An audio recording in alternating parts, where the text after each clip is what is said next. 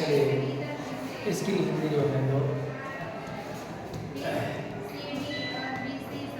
देखिए, आज हम लोग क्लास 12 फिजिक्स में आज एक नई टॉपिक है एम्पियर के परपथीय अनुप्रयोग में एक हो चुका है आपका।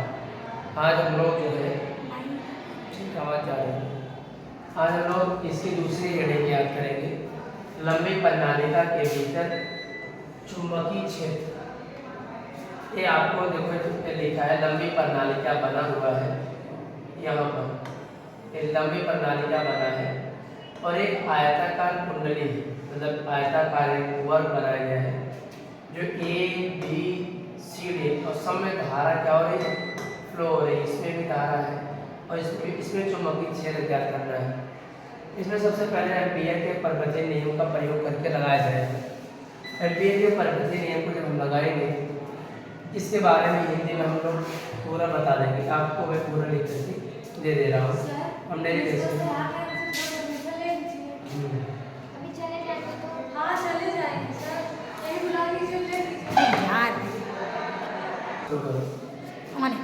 आइए हम लोग इस पर इसका डेरिवेशन कंप्लीट करते हैं। कौन सा नियम लगाएंगे? एम्पियर के नियम से लगाएंगे। फार्मूला क्या होता है आप लोग देखते रहिएगा। एम्पियर के नियम के अनुसार, एम्पियर के नियमानुसार लिखिए क्या होता है फार्मूला, आप लोग देखते रहिएगा। आप भी देखते रहिए क्या है।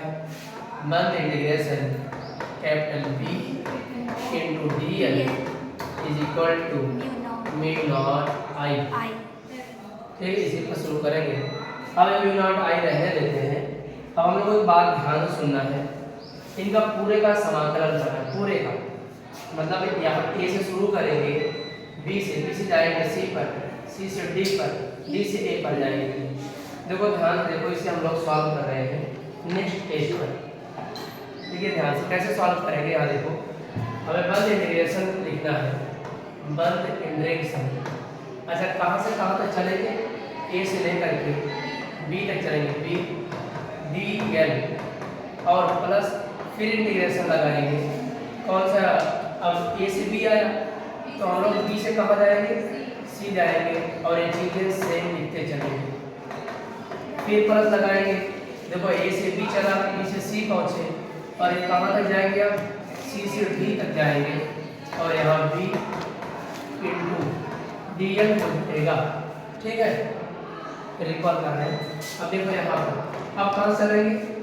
डी से लेकर के ए तक क्या लिखेंगे? बी डी एल हो जाएगा।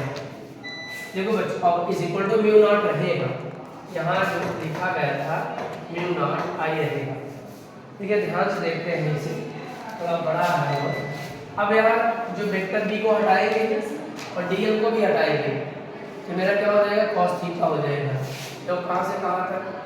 यहाँ इंटीग्रेशन ए से बी तक B D L cos theta हो जाएगा प्लस यहाँ बी से सी तक B D L cos theta हो जाएगा।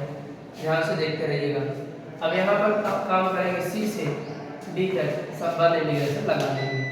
यहाँ भी क्या होगा? B D L cos theta, यानी कि सब में ऐसे लिखते चलिएगा प्लस, समझ में आ रहा है कि नहीं?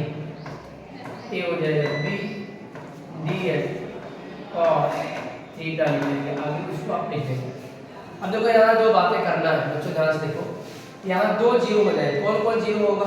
देखो ध्यान से, यहाँ के जीरो हो जाएंगे जो ए से जो परपेंडिकुलर है ना, मतलब बी से सी वाला और ए से डी दोनों जीरो, क्योंकि 90 डिग्री रखेंगे तो यहाँ जीरो हो जाएगा। लेकिन हमें इस बात को एग्जाम में बताना पड़ेगा।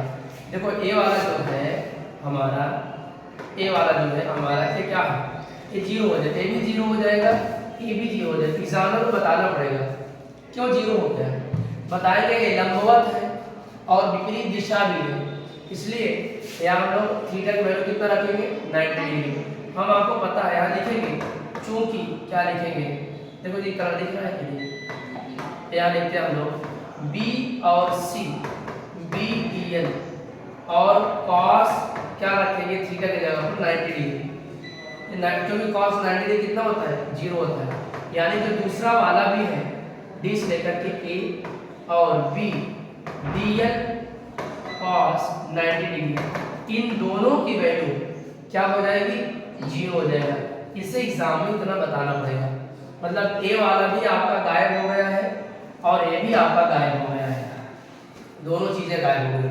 अच्छा, इसमें जो लिखा है सी और डी, ए भी 0 हो जाएगा। सी और डी कहाँ पर है? सी और डी यहाँ है। अच्छा, ए 0 कैसे होगा?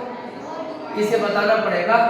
नालिका जो बेलनाकार प्रणालिका है, ए जो बिंदु है सी डी बहुत दूर है, इस बात को भी एग्जाम में लिखना पड़ेगा। इस बात के लिए चूंकि दूसरा कॉन्सेप्ट होगा, चूंकि जो हमारा इंटीग्रेशन सी से डी तक है और B D L cos theta जो है ये भी 0 होगा। क्या बताएंगे? प्रणालिका से बहुत दूर है, प्रणालिका से बहुत दूर पर है, इसलिए यहाँ जो चिन्ह क्या होगा? शून्य हो जाएगी।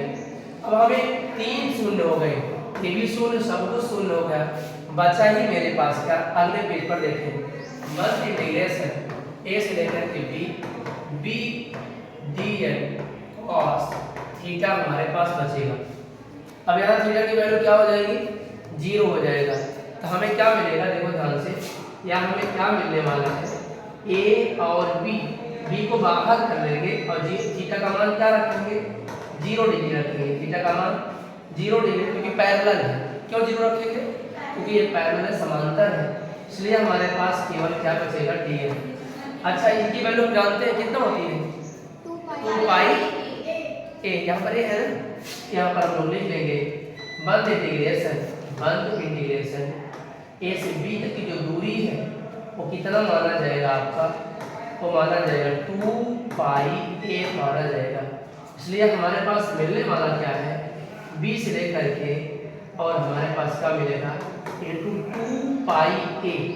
एक बात और बताना पड़ेगा, ए से बी की दूरी मान लेंगे। क्या मान लेंगे हम लोग? ए से बी की दूरी, ए से बी तक की दूरी, बी की दूरी कितना होगा? x माना जाएगा। कितना मान लेंगे? x मान लेंगे। थोड़ा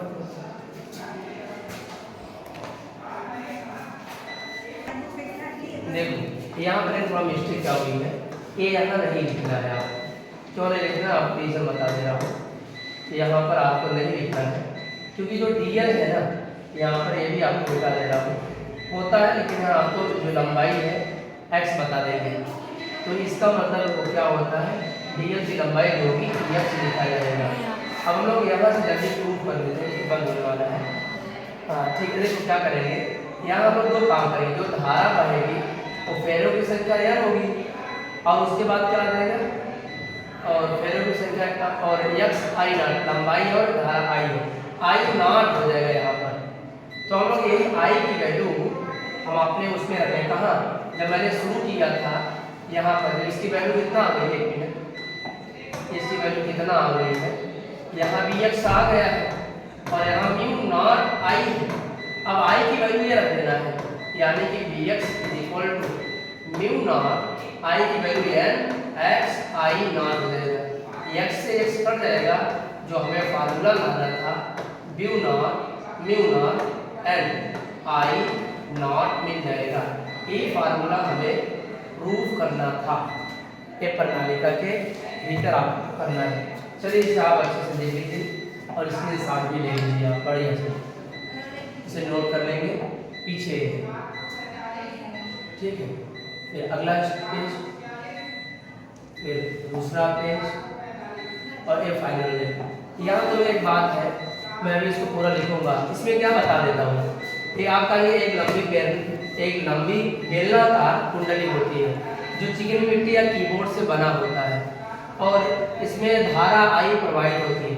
एक आयताकार विद्युतरोधी तांबे से n फेरों की संख्या में लपेटा जाता है, ABCD बनाया गया है। ये आपको मान करके इतना लिख लेना है, मेन चीज़। अगले में आपको इसको मैं फोटो कॉपी आपको दे दूँगी। ठीक, धन्यवाद।